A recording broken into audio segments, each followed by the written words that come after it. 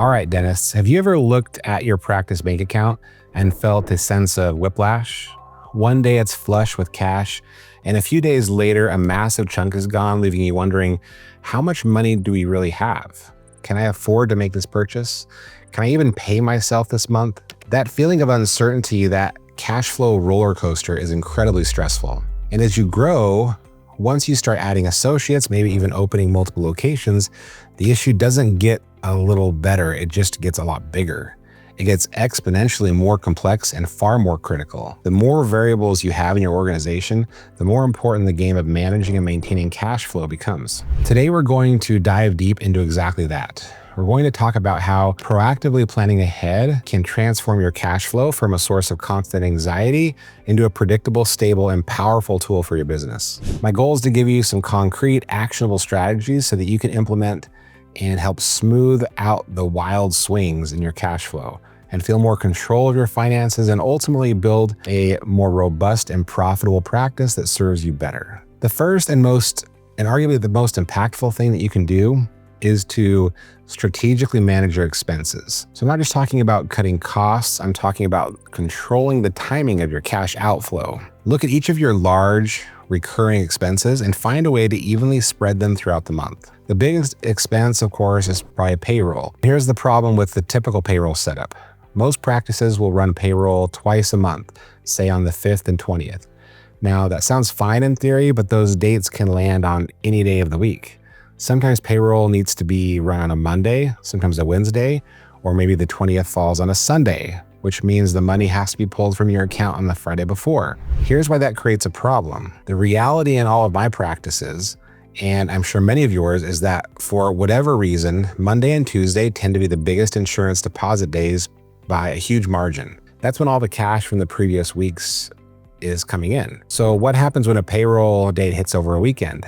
Not only are you missing out on the huge cash infusion that's about to land in your account on Monday and Tuesday, but even worse, you've had to pull that payroll money out by Thursday or Friday the week before. So you're getting hit with a double whammy. You miss the cash flow coming in, and you have to pay out a massive expense way sooner than you should. This creates absolutely massive cash flow crunches and a ton of unnecessary stress. So here is my recommendation. Look at running your payroll on a bi-weekly schedule, every 2 weeks on a consistent day.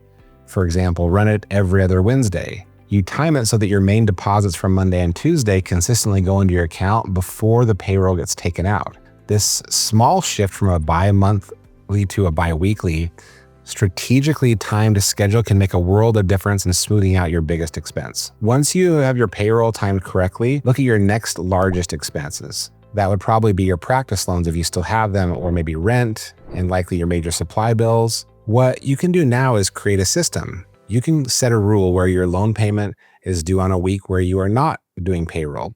You can structure what days of the week that you order your supplies and have that payment offset from your payroll week as well. You can actually map out these larger expenses so that your cash outflow every single week is relatively consistent. This creates incredible predictability in your bank account balance. Now, once you've controlled the timing of your expenses, you need a simple, reliable way to know how much profit that you can actually take out of the business. This leads to the second strategy, which is how I manage money and simplify everything. I don't rely on my P&L statement to disperse doctor pay or profits to the owners.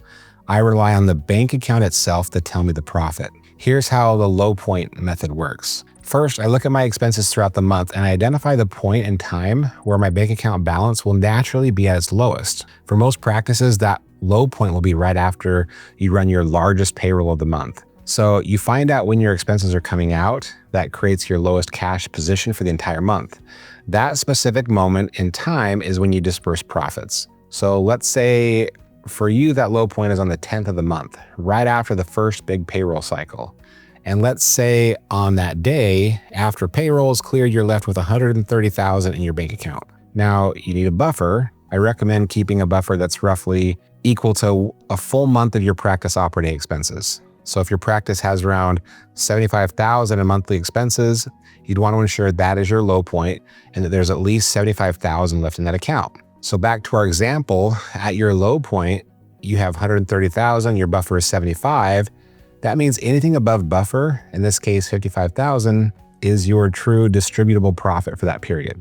You can safely take that out. This is a much simpler way to manage your cash flow and distributions than constantly trying to interpret complex and lagging P&Ls. You find the low point of the month, you take out anything extra above your predetermined buffer, and this keeps the account stable and predictable all month long. Now that we have controlled the outflow of expenses, I want to talk about a third strategy that most people don't consider, but can actually be really impactful for creating consistency. A lot of our major expenses in a practice are fixed on a monthly basis. Your rent, your loan payments, many of your salaries, they don't care if you work 15 days in a month or 25. Those expenses will be the same. However, depending on your calendar, you might have 3 or 4 more working days in March than you do in February. This variable number of production days against fixed monthly costs can create quite a bit of havoc with your cash flow and your production numbers. So what I would recommend is to try to create a consistent number of working days per month every month. This simplifies everything. It allows you to keep the same production and collection goals for each month, and it smooths out your cash flow dramatically. It helps prevent you from having one of those horrible months when the reality is your daily production wasn't bad at all. You just had 3 fewer working days, and that's why your overall number dropped. Here's how you do it. Before the year begins, you plan out your entire annual calendar. You map out all of your holidays and plan time off. Then you go through each month and you literally write down the number of working days that remain. After you've done that, you identify the months with the lowest number of working days. Then you find a way to strategically add a day or two back into those shorter months.